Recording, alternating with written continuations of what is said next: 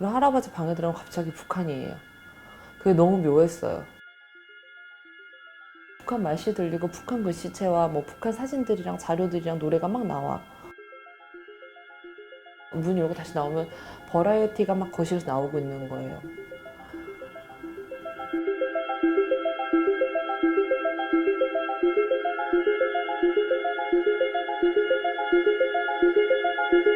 저는 2살 반 정도 됐을 때 독일에 갔고 한국말보다 독일말을 너무 먼저 배웠고 한국에 돌아왔을 때 대부분 7살 되면 한국말 다 잘하고 가나다라 다 쓸 수가 있는데 유치원 시험에서 떨어졌어요. 한글을 못 해가지고. 그래서 미술학원에 다녔었어요. 완전 어렸을 때 그냥 자연스럽게 시작을 했던 것 같아요.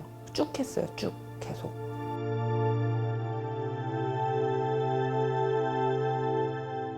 미술 말고 뭘 했지라고 생각을 하면 대학교 2학년 때 여행 좀 하고 싶다라는 생각이 들었는데 동양화 전공이었어가지고 나름 한복 입고서 여행해야지 그래서 그때 한복을 입고서 전 세계 여행했었거든요. 6개월 넘게 해서 한 20개국 돌아다녔거든요. 그래서 유럽부터 해서 중동아시아 찍고 동남아시아에서 한국까지 돌아오는 형태로 이렇게 했었어요. 근데 한복 입고 다니고 내가 만든 한지를 갖고서 거기서 길에서 만난 사람들한테 그림을 그려서 나눠줘야지. 돌아다니면서 그렇게 기록했던 거 필름을 100통을 갖고 왔었어. 그래서 필름으로 촬영을 해서 중간중간에 은박지로 싸서 우편으로 한국 보내고 막 이렇게 했었어요. 그때 여행하면서 작업 방식에 이렇게 돌아다니는 거가 내한테 스스로 잘 맞는 것 같은데 같이 잘 얹었으면 좋겠다 이런 생각을 좀 많이 했던 것 같아요. 페인팅만 계속 작업을 했었거든요. 근데 크리틱 해주는 이런 매칭 프로그램에 있었는데 저 담당하셨던 선생님이 평면 안에 얘기가 너무 많은데 그거를 평면으로만 얘기해 주기가 조금 부족한 거 아닌가, 너만의 방법적인 거 조금 고민해 보라고 얘기를 하셔가지고 이제 고민을 하다가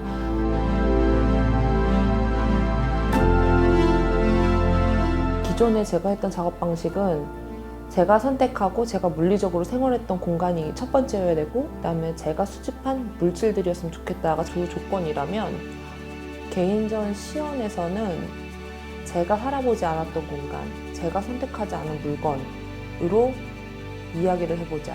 근데 그 이야기가 나의 할아버지 이야기야.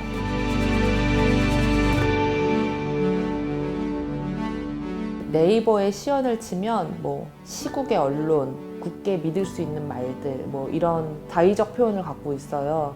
나의 할아버지 시연은 이 느낌을 다 가져올 수 있겠다라고 해서 조금 다의적 표현으로 전시 제목을 냈던 건데,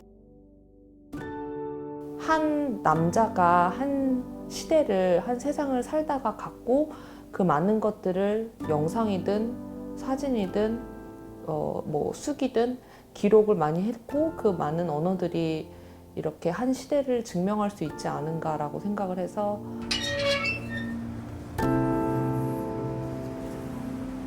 개인적으로는 공간을 3공간으로 나눴는데, 첫 번째 공간은 할아버지가 살아계실 때 사용했던 공간, 그 공간에 가면 기록하셨던 것들, 뭐 자료들을 볼 수 있고 들을 수 있고 만질 수 있고 그 공간에 앉아서 할아버지의 모습들을 지켜보면서 어떤 서사를 갖고 있는지 인지하게 하는 작업들로 대부분 채워져 있었고,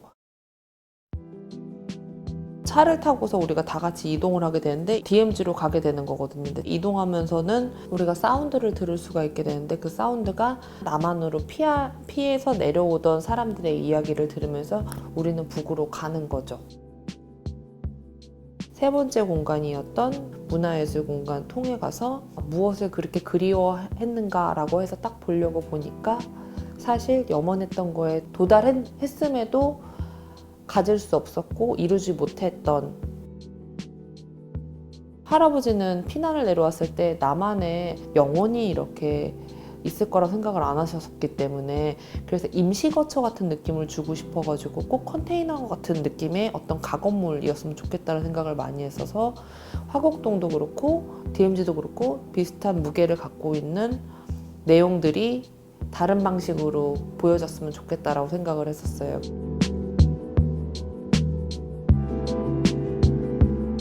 세상이 바뀌는 줄 모르고 계속 그 자리에 머물러서 화석같이 굳어버린 사람, 태아처럼 이렇게 웅크리고 있었으면 좋겠다라는 생각을 했었어요. 뒤에서 보면 빼빼 마른 노인 같은데 가슴은 있어서 여잔가? 라고 보면 얼굴은 남자고 머리는 아예 그래서 미인 거고 각자 성별이나 나이대별로 가질 수 있는 특징들을 다 섞어놨어요.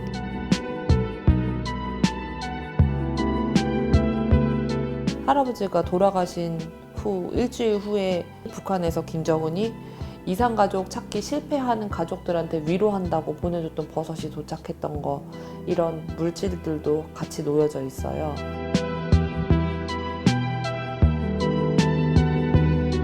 피난 내려오시다가 동생이 눈앞에서 폭탄을 맞고서 이렇게 심장 정통을 와서 즉사를 하셨고, 할아버지는 그 파편으로 왼쪽 네 번째 손가락을 맞아가지고 손가락 하나 잃으시고 할아버지의 천추의 한이었어요. 왜냐면 할아버지는 결혼했을 때 결혼 반지를 낄 수가 없었어가지고 되게 묘했어요. 이게 딱 떨어져 나갔고 이거는 북한에 놓고 온 느낌이고 얘는 남한에 왔는데 결합을 하려고 해도 결합이 안 되는 거예요.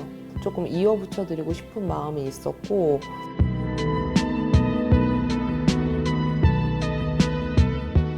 할아버지 산소 흙, 할아버지 아버지 산소 흙, 할아버지 어머니 산소 흙이어서 흙이 무덤 같은 형태로 이렇게 톡톡톡 모여있고 묘비처럼 이렇게 그 주머니가 서 있게 되는 거고, 흙은 창고에서 나오지 않고 할아버지가 평생 머리맡에 두고 주무셨었어요.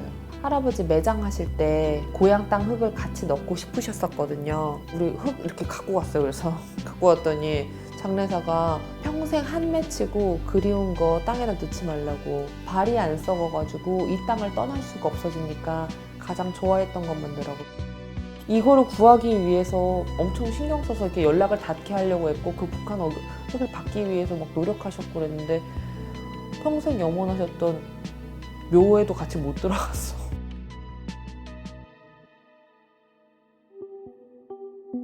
할아버지 돌아가시고 나서 할머니가 엄청 힘들어 하셨었거든요. 사람들 있을 때 오면 너무 조금 눈물 날 것 같다고 얘기를 하셔가지고 따로 모셨거든요. 할머니가 한참 보시다가 그러더라고요. 아, 목소리가 생각이 안 났었는데 목소리가 이 안에 있구나 하면서 짠 하시는 것 같아서 한참 우시다가 하셨어요. DMZ를 들어가가지고 전시를 보려고 하는 그 전시장 앞에서 마음이 약간 부대끼셨나 봐요. 못 들어가겠다고 그러더라고. 그래서 앞에 한참 서성이다가 들어가셨어요.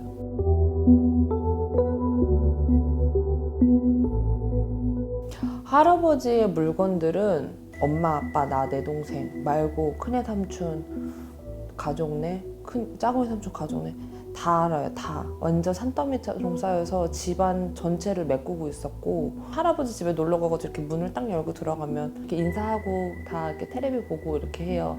그리고 할아버지 방에 들어가면 갑자기 북한이에요. 그게 너무 묘했어요.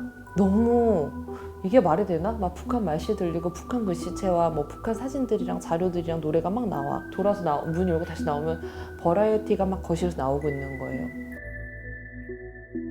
대부분의 가족들은 굉장히 지긋지긋해 했었어요. 실향민 지인분이 돌아가시면 왜 거기 가서 막 상여복 입고서 이렇게 촬영을 하고 계실까, 이런 얘기를 엄청 많이 했었어요. 그리고 나서 할아버지의 개인적인 연유로 2009년에 모든 기록과 행동들을 다 멈추셨거든요. 거의 50년이 넘게 해왔는데 저거를 놓는 순간의 공허함 같은 것들을 보면서 저렇게 한순간에 놓게 하는 감정들은 무엇인가.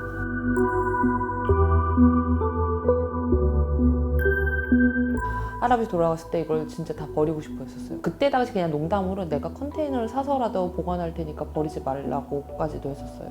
아, 내가 이거 작업적으로 좀 풀었으면 좋겠다라고 생각을 조금 했었죠.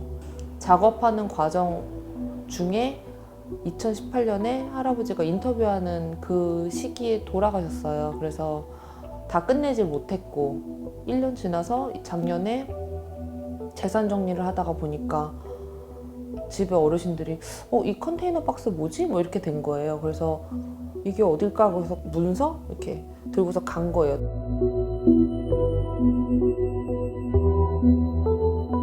갔더니 거기 이렇게 있는 거예요. 남아있는 것들이. 화석처럼 그냥 거기 박제돼 있는 거예요. 근데 막 문짝도 다 날아가고 창문도 다 부서지고 10여 년의 먼지가 막 다 쌓여서 방치돼 있더라고요.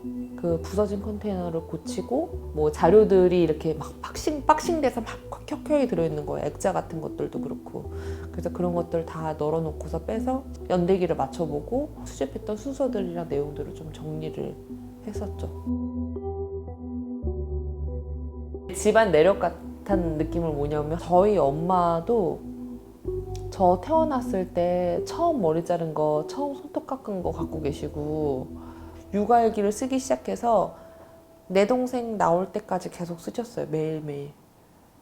시간에 대한, 관계에 대한 기록하는 거를 엄청 좋아했었어요, 어렸을 때. 누구랑 같이 만나가지고 뭘 하다가 이렇게 먹고 남은 이렇게 뭐 책을 먹고 나서 이렇게 씨앗이 났어. 이 관계랑 이 상황이 너무 소중하고 재밌었어가지고 기억하고 싶어서 물질로 그러니까 일기를 쓰고 싶다라는 생각을 많이 해서 그 물질들을 갖고 왔었어요. 이렇게 뭘 만들고 그 다음에 그림으로 기록을 했었었고 나중에 너 그때 나한테 스타벅스에서 이거 먹으면서 너 이런 습관 갖고 있잖아. 근데 엄청 쇼크 받더라고요.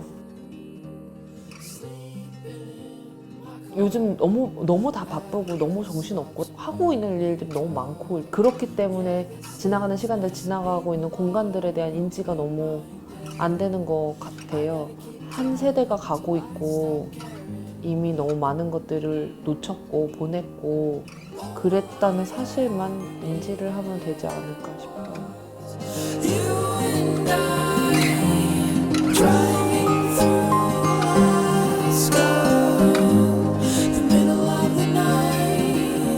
승합차 타고 이동할 때는 울고 계신 분 옆에서 두 사람이 자요. 처음엔 되게 서운했어요. 나중에 생각해보니까 우리는 타인의 삶에 대부분 그랬어요. 대부분